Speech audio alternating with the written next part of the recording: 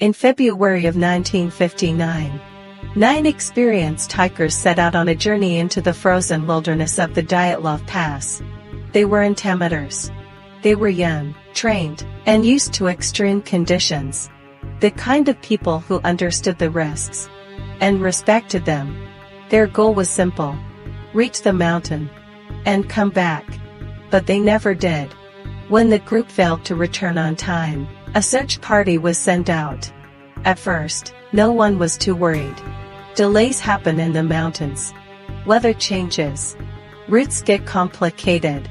But as days passed, that concern slowly turned into something else, something heavier. It took rescuers weeks to find the first sign of them. Their tent. What they saw made no sense. The tent was still standing, partially buried in snow. But it had been cut open from the inside. Not unzipped. Not opened normally. Slashed. As if something inside had made them panic so badly. They didn't even have time to use the entrance. Footprints were found leading away from the tent. But what made it worse was that many of those footprints were barefoot. These hikers had run out into the freezing night. Without shoes. Without proper clothing. Into temperatures that could kill a person in minutes. Why? The search team followed the tracks. About a kilometer away, they found the first 2 bodies. They were lying near a tree. Barely dressed. No shoes. And the position they were found in suggested they had been trying to climb the tree.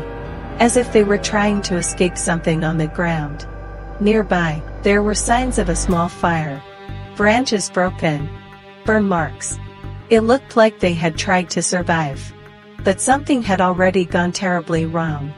Over the next few weeks, the rest of the bodies were found. Some were closer to the tent, as if they had tried to go back. But 3 of them were found much deeper in the forest, buried under snow. And that's where things became truly disturbing. Because these were normal injuries. One hiker had a fractured skull. Another had broken ribs so severe they were compared to injuries from a car crash. But here's the part that investigators couldn't explain. There were almost no external wounds. It was as if something had crushed them from the inside. And then there was one more detail. One of the hikers was missing her tongue. Not cut cleanly, not surgically removed. Just gone. Investigators searched for signs of a fight. There were none. No footprints from other people. No evidence of struggle. Only their own tracks, leading away from the tent into the darkness. As the investigation continued, more strange details appeared. Some of their clothing tested positive for radiation. Not high enough to explain everything, but enough to raise serious questions. What were they exposed to? At one point, local reports mentioned strange lights in the sky. On the same night the hikers disappeared. Orange orbs. Moving silently. No one could confirm what they were. And no one could explain what happened on that mountain. Years later, officials closed the case with a big statement. The cause of death was an unknown compelling force. Not an avalanche. Not an attack. Not exposure alone. An unknown force. Think about that. 9 trained hikers. All making the same decision at the same time. To run out into freezing darkness. Half-dressed. Without explanation. Something made them leave that tent.